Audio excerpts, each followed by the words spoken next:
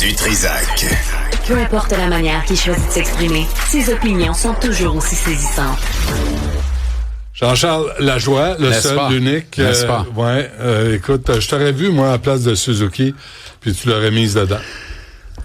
Je trouve ça drôle que tu commences avec ça parce que cette scène illustre où le Canadien se trouve maintenant. Je pense qu'on est allé au bout des ressources de cette bonne petite équipe qui joue déjà un tour de plus que ce à quoi on s'attendait. Ouais. On s'attendait à passer une ronde. On en a passé 2. Quand Nick Suzuki ne frappe pas le cadre en échappée en prolongation, moi je suis Suzuki depuis que Marc Bergevin m'a dit je m'en vais le voir dans les séries en Ontario, puis je vais voir qu'est-ce qu'il y a dans le slip coquille, puis tout ça, puis je me suis mis à le regarder. Il avait viré une série de bord à lui seul. Suzuki, c'est un gamer, c'est un joueur qui fait la différence dans les grands moments. Hier, tu peux pas avoir une plus belle opportunité que ça. Le Canadien a commencé cette période de prolongation avec une bonne intention. Les 3-4 premières présences, les 2 premières minutes et quelques secondes, fantastique. Et on dirait que cette échappée où Suzy a manqué le cadre, ça a tué le momentum et ça a tué le groupe. Après ça, c'est une mauvaise comédie de on joue sur les talons, on recule. Ce petit lobe de mollusque vers le territoire neutre, je suis plus capable. Hey. Est-ce que quelqu'un a compris que la Caroline a compris que quand le 17, Josh Anderson est sur la glace, le Canadien tente de le lancer en échappée avec un lobe? Ben oui. La Caroline l'a compris. Ben oui. La mère de Marinaro l'a compris. Ben oui. Tout le monde l'a compris. Ben oui. Dans les cimetières, ils ont tous dit « On le sait ». Ah oui. Donc, Faut faire autre chose. je pense. Comédie de dégagement refusée. Donc, on reprend avec des mises en jeu dans notre propre territoire.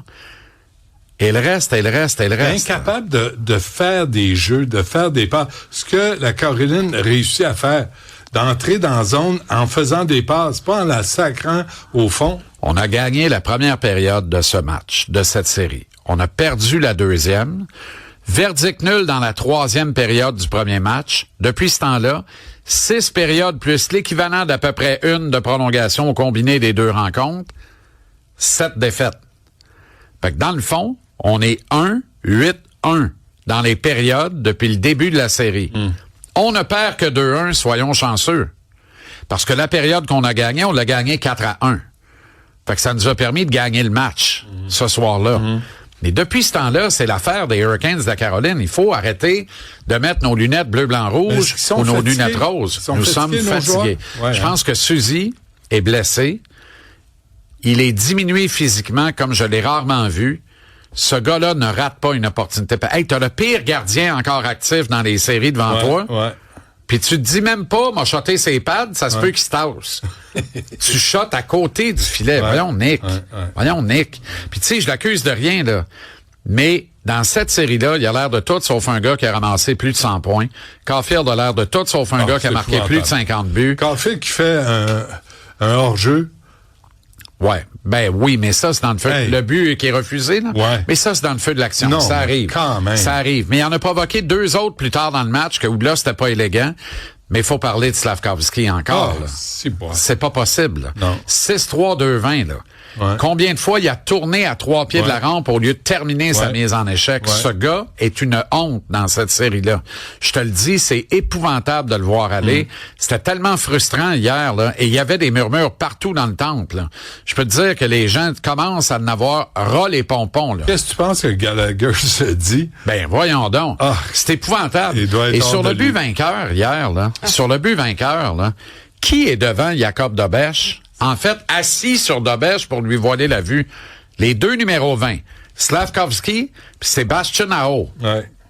Si Slav est pas capable de prendre soin physiquement de Aho pour le changer en Ayoy, va prendre soin de qui? Il ne lui touche même pas. Non. Aho, il est là avec ses pointes, son tutu, les grands ballets canadiens, you, coucou, Chris, aucun problème. Alors, lui bouche l'œil gauche de Dobèche, Slav bouche l'œil droit. Le pire, Dobèche touche à la puck. Failli l'arrêter. Ouais. Il a failli l'arrêter. Mais où était Jacky? pourquoi on le fait pas jouer? Mange des hot dogs en haut. Non, mais mange pourquoi? des hot dogs en haut Mais avec lui, Gallagher. Lui, il déménage. On est rendu là. Mais un match trop tard. Fallait qu'il joue hier. Mais oui. Fallait qu'il joue hier. Oui, parce qu'il a enlevé mais les joueurs quand Jacky est là, on le joue 2 minutes. Mais là, quand Struble est là, on le joue 10-12 minutes. Je suis fou, moi. Ouais. Struble sert à quoi? Ouais. Et Dobson aussi. Dobson est le joueur le mieux payé de cette organisation. C'est ce qu'on m'a dit hier. Faut commencer à le dire comme c'est, là. Parce qu'il est loin de jouer comme ça, là. J'avais des amis hier pour regarder le match, là. Mon ami Michel me dit ça. Il dit Dobson, 9,5 millions. Oui. Il dit, il fait rien, il compte pas de but, il fout rien. Puis hier, il a tendance à mal défendre aussi. C'est écœurant. Il a tendance à mal défendre. Lane Hudson joue diminué. Je pense qu'il est blessé. C'est clair qu'il est blessé. Il est frappé sans vergogne. Ouais.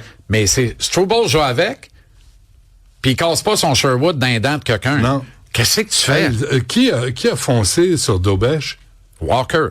Puis là, c'est Evans. Jake Evans qui est allé. Saute dessus, mais... Et on voit clairement à la reprise que Evans saute dessus, mais ne lui donne aucun coup de poing. Pourquoi Evans est chassé au même titre que Walker? Ouais. Ça, c'est un des très mauvais appels des officiels. Les arbitres, je veux pas parler des arbitres parce que c'est les excuses des losers, là, des perdants. Ouais. Quand tu te revires en disant les arbitres, t'es un loser, t'es un perdant. Ouais. Mais il y a quand même quelque chose. Et c'est encore la même affaire. Je t'en ai parlé la semaine passée. La Ligue nationale sait très bien ce qu'elle fait quand l'un des 2 arbitres en chef est un francophone. Parce que le dit francophone, dans un match d'importance à Montréal, veut absolument pas qu'il y ait aucun doute sur t'as agi comme un homer partisan du Canadien, t'es aimé en grandissant quand t'étais joueur, tu rêvais de jouer dans la Ligue, puis là t'es un joueur raté, t'es donc un arbitre, mais t'aimes ton équipe. Tous les francophones dans l'histoire ont toujours mal servi le Canadien dans des matchs importants disputés à Montréal, sauf un. Ton ami et le mien, le vénérable Ron Fournier, qui était assez fort mentalement pour dire « Je prends le Canadien puis je l'assume. Allez, mangez donc toute la clope. » Mais j'applique toutes les pénalités. Ce qu'on n'a pas vu hier. Surtout l'autre bord. Surtout l'autre bord. Hier, mais hier, Charon, là, là-dessus, là, si tu sors Evans, tu donnes 4 à Walker. Ben oui. Parce que, à la base, c'est une agression contre le gardien du Canadien. À la base, le Canadien doit sortir de cette séquence-là, quoi qu'il advienne, avec un avantage numérique. On est chanceux que Dobèche ne soit pas blessé. Exact, mais il est tellement fort.